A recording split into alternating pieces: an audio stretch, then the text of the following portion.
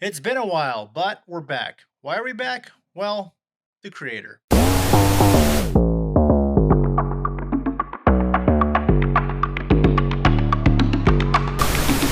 What's going on, everyone? Welcome to the movie dive. Now, I've been gone, I would say absent from seeing movies for about a month and a half. I think my last review was Talk to Me. From then to now, there's just been a lull of movies I've wanted to see slash stuff going on in life. Writer's strike is over. Hooray for that. Now let's get into it. The creator. The creator is directed by Gareth Edwards, who is also director of Rogue One. After I saw the first trailer for this, I think it was like 5 months ago, I was like, no, I'm good. I don't know much about this movie. Don't know anything where the plot is going. I do know with Gareth Edwards, I did really like the take he did with Rogue One because it's kind of a more grounded personal story in that Star Wars world. I was interested in seeing what he was able to do in an original story and another sci-fi movie for Gareth. I do want to say this movie does not disappoint. It is a very entertaining movie, and it's also really refreshing to go to the movie theater and see an original movie. See a movie that is a blockbuster film. There's a lot going on. It's a huge spectacle, but at the same time, it's not tied to a bunch of universes or it's not tied to a bunch of sequels. It's just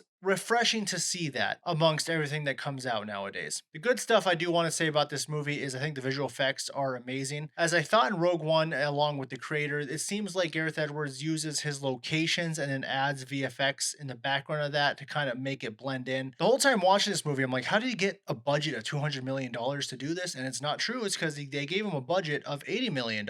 Why is it that when I see a movie like this that has an $80 million budget that has maybe the best VFX I've seen all year long, and then you go and see Ant-Man and the Wasp Part 20, and that movie just has PlayStation 2 graphics, or The Flash, for example. There were certain points of this movie I thought were really enticing, really good. It had me wanting to know what was coming up next. And there was also points in this movie where I was like, this is very predictable. Even though if the movie had some plot holes or if you knew what was going to happen to predictability, it doesn't matter because it was a really well-made movie. And again, it's once again super refreshing to see something so original come to the screen once again. John David Washington, I don't know if I've really been sold on him, maybe because I didn't like Tenet that much or his character in Tenet wasn't that great to me. However, there's parts in this movie where I felt like he didn't fit that well, but then there was parts where it was very dramatic and I was like, this is where he's really shining. Now with John David Washington, who is playing a character named Joshua, he is going along with this robot, I guess this AI named Alfie, which is played by Madeleine Yuna Voyles. I don't know if I'm going to say that correctly because that character or that actress has never been in a movie before. Now, I continuously am thinking in my head, oh yeah, he's with an AI robot. That AI robot has been programmed to act really well. Later on, realize in the movie, oh wait, that is actually a real actress in real life. That kid can damn act, especially for not being in a movie before. At least I haven't seen her, and when I looked her up on IMDb, there's no credits for her either. Now, the movie definitely drops some themes in there about how shitty humans are, and at times it's like, yeah, we're pretty bad, and at times it's like, okay, we get it, but we don't need to know that robots are better. Maybe that's like a hint of Disney telling us that AI is better than humans.